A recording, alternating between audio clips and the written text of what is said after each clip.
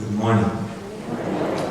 On this rainy Sunday marathon day here in Pittsburgh. On Friday the 13th, this past week, I went to the Bishop's 29th Annual Catholic Charities dinner at the Westin Convention Center Hotel in downtown Pittsburgh. The theme was making lasting footprints. 813 people were gathered there. $560,000 was raised. 87,000 people's lives were touched by Catholic charities in the 6 counties of Western Pennsylvania in our Diocese of Pittsburgh. And throughout the evening, whenever Bishop Zubik would get up to speak, there always seemed like there was a resounding ovation, at times even standing ovations. A voice that we're all familiar to hearing as the 12th Bishop of Pittsburgh. But it seemed like the whole assembly just swelled with joy, gratitude, and love instantaneously in listening to the bishop. There were 4 awards of Caritas Awards of recipients for the bishop's dinner, where he acknowledged and recognized people and organizations that showed the tenderness and the touching of the Good Shepherd, Christ himself. The Leadership Award went to the Pittsburgh Foundation here in Pittsburgh, which is the benchmark and the foundation for charity to others, outreach. St. Sebastian Parish in Ross Township won the Spirit Award, where in many manifold ways through the decades that large church there with 6 pastors have for decades tutored inmates in the prison, worked on relationships of ecumenical with other faiths to build bridges toward unity. And their youth group that has done great work in Appalachian, how they have lived the Spirit and animated that whole Christian community. The Knights of Columbus Award was the Service Award for 7,800 Knights of Columbus in our Diocese of Pittsburgh, through patriotism, through fraternity, through care for the poor and supporting vocations. Almost 8,000 Knights of Columbus, many of you are.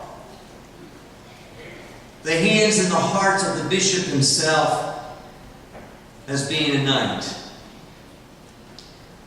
The Flame of Hope of the Bishop World Award went to Children's Hospital of Pittsburgh at UPMC. Christopher Gessner received this award. And he said there's a motto at Children's Hospital: if you have children, you're grateful to have children's. And how children descend on Pittsburgh from all around the world for the care of hope there at Children's Hospital. It was a wonderful evening to be there with Larry Richard as the Master of Ceremonies. And to see all the people in my 23 years, as I celebrate 23 years as a priest this Saturday, all of the people there that I've known through all my parishes and assignments and chaplaincies and ministries, to see again, renew friendships, meet new people, to walk this journey of faith together. It was a beautiful night to remember. There was a man sitting next to me. They give you assigned seats of assigned tables, and He happened to be the chief financial officer of the Diocese of Pittsburgh, Fred O'Brien and his wife Ellen. He's been CEO in many different companies. For the last 9 years, he's been the chief financial officer for the Diocese of Pittsburgh and working for the church. A different domain, certainly, than the secular world. And he said, I've been around the world and I've been around the United States, Father. Been in France, been in Germany, been in Texas, been in Louisiana, been in New York, been in New Jersey. He said, I've never been in a place like Pittsburgh. Pittsburgh has special people, special neighborhoods, special churches. And he said, I feel so humbly grateful to help the Church of Pittsburgh to grow. Today we celebrate Good Shepherd Sunday, Vocation Sunday. In the Acts of the Apostles, in the first reading today, there were two pillars of the early Christian church. They were Paul and Peter. And if you read the Acts of the Apostles, there were a lot of success stories and a lot of struggles, like everybody's life. Today's speech of the 5 speeches of Peter in the Acts of the Apostles, according to Luke, was a success story. He talks how Peter heralded and trumpeted that this Jesus who was crucified is risen from the dead, and his glory is upon us, and to save this corrupt generation, not just in the first century, but in every generation. And Peter, after he preached with the 11 disciples there, he won their hearts over to God. 3,000 were baptized instantaneously that day. They came to believe. Would that we had such success as Peter. But Peter, in the second reading today, reminds us that success only comes through suffering. Christ suffered and died on a cross to save humanity, so that we would be free, that we would be healed, that we would be saved. That no life is immune from suffering or exempt from suffering, and suffering helps us to grow in maturity. What are the greatest lessons that we learn in our lives but the times that we suffer? They become the greatest teachers of our lives. What did we learn from suffering? Did it bring us bitterness and hatred and resentment, or did it bring us a new beginning? A woman recently told me that 9/11 was the conversion day of her life. She said, of all that plume of darkness and evil, 3,000 Americans killed, innocently, randomly, by vengeance and evil. But it was the day I converted to coming back to the Catholic faith. I found my way back in the fold after I saw so much destruction. Friends, the greatest danger in life that lurks to threaten the captivity of our hearts and our minds and our souls is sin. Because sin puts us in bondage. It puts us in prison. It keeps us from being the flock that Christ wants us to be. And throughout our lives, friends, we have to once again hear Christ the Good Shepherd in the undertones and the overtones of today's gospel, that Jesus is faithful to us. That Jesus knows us like no one else. He knows our strengths and He knows our weaknesses. He knows our gifts and He knows our sins. He knows our possibilities and He knows our limitations. He knows our goodness and He knows our evil. He knows our grace and He knows our sin. He knows us like no one else knows us. And every Sunday we come back to be taught by Him, to be fed by Him, to be loved by Him, to be cared by Him, to be saved by believing in Him. We're under His watchful gaze all the time of our lives, friends. His love for us is for a lifetime.